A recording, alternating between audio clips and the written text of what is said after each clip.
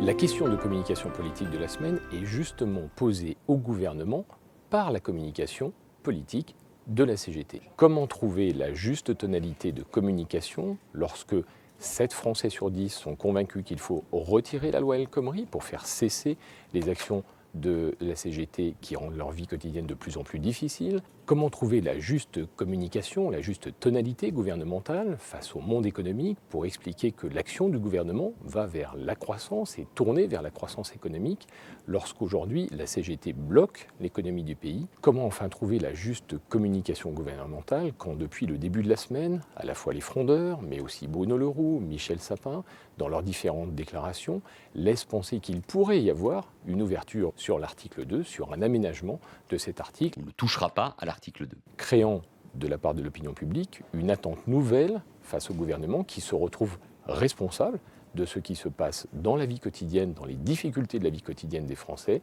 alors même que la position de Manuel Valls et de François Hollande est d'une fermeté exemplaire. La CGT ne fait pas la loi dans ce pays. La simplicité de la communication de la CGT, sans retrait de la loi, il n'y a pas de salut, met le gouvernement face à 3 enjeux majeurs en termes de communication. Le premier est celui de la victoire qu'il pourrait tirer des 2 batailles qu'il a gagnées à l'Assemblée nationale. La première, c'est la disparition du groupe écologiste à l'Assemblée nationale. Et la deuxième, c'est de ne pas avoir eu à faire face à une motion de censure face à l'arme du 49-3. Le deuxième enjeu est de retrouver une empathie, une proximité, un dialogue avec l'opinion publique, alors même que les actions de la CGT rendent de plus en plus difficile la vie des Français et qu'au début de la semaine, le président de la République, comme le Premier ministre, était en déplacement à l'étranger sur des sujets qui semblent de la France bien éloignés des queues devant les stations-service. Et enfin, comment éviter qu'une fois de plus, l'image de la France soit associée aux mouvements sociaux, aux grèves, à quelques jours de l'ouverture de l'Euro de football? Face à ces 3 enjeux, le président de la République, François Hollande, et Manuel Valls ont adopté une stratégie de communication commune organisée autour de 3 axes extrêmement simples.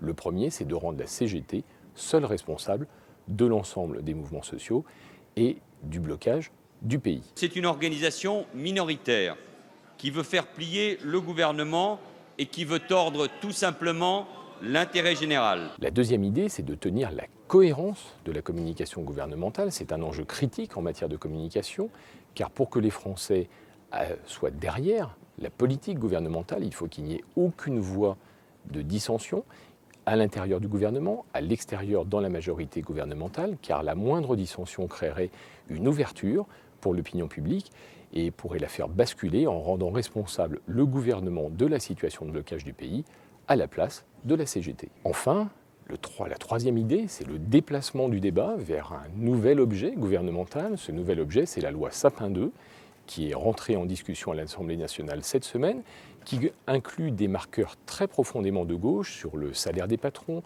sur la lutte contre la corruption, sur l'organisation des relations entre le monde économique et le monde politique.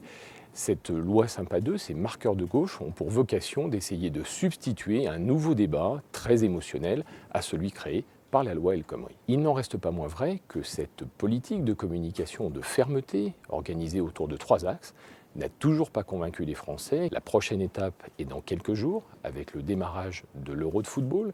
Si la France reste bloquée, il faudra amender cette communication. Une seule chose est sûre, les Français, ce week-end, vont continuer à faire la queue dans les stations-service pour trouver du carburant.